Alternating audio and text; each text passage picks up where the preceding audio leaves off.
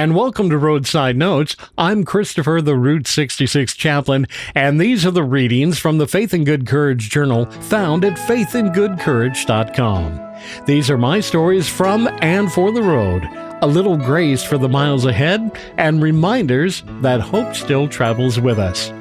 This journal, Kindness is Not Always Reactive, is from my June 11th, 2026 journal entry. Kindness is not always reactive. I didn't fully understand that until a pie sign in a diner case made it plain. It wasn't a remarkable day, just the road and a reason to stop. I pulled in the way I've pulled into 100 diners along this route. Counter seat, coffee first, and maybe something to go with it in case it looked worthwhile. The kind of stop where you're not expecting anything except maybe a few quiet minutes before the miles start up again. The pie case caught my eye on the way in. There was a handwritten note propped up against the glass. Buy one, get one. Nothing spiritual about it, just a bakery that maybe had too much and a diner trying to move it out before closing. Practical, simple, the kind of sign most people read, then do the math, and, well, I ordered my coffee and a slice and, well, sat with it for a while. Now, somewhere between the first cup and the second, something shifted. Not dramatically, just quietly, the way most things worth paying attention to arrive. I thought about taking the second slice to go, not for later, not for me, just because somewhere along the way, I started to, live life a little bit more ready than I used to. I was always open to the idea that something good might be needed just down the road, and I might be the one holding it. I didn't have a destination in mind. I didn't have a person picked out. I just asked for the second piece boxed up with a plastic fork, paid for it, and didn't make a thing about it. The whole decision, that's all there was. Now, a few miles out, there was a man standing on a corner that doesn't make headlines. The kind of corner where life gets a little heavier than most people want to look at for too long.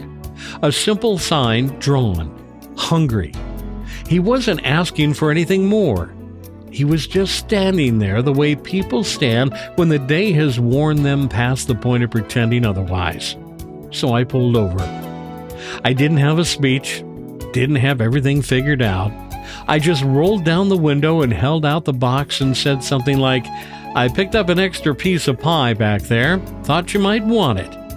He looked at it, then he looked at me, and then he said thank you in a way that carried more weight than the word usually does. That was it. No long story, no moment that rearranged everything, just a man on a corner who got a piece of pie on an ordinary afternoon, and maybe felt like somebody saw him for a few minutes. I pulled back out onto the road thinking about how easy that was. Most of the kindness I've offered in my life have been reactive. Someone needed something and I happened to be close enough to help. That still matters, but there's something different about deciding before the moment shows up, about keeping your hands a little more open before anyone asks you to do so. It doesn't take much, a second cup of coffee, an extra bottle of water on a hot day, a few dollars set aside, not for anything in particular, just in case the road puts something in front of you and, something you didn't even plan for. This is something I've written about before, when kindness takes the wheel and keeps proving itself true time and time again. Kindness is not always reactive. Sometimes it's prepared. Sometimes it's a quiet yes made in a diner before you even know what you're doing.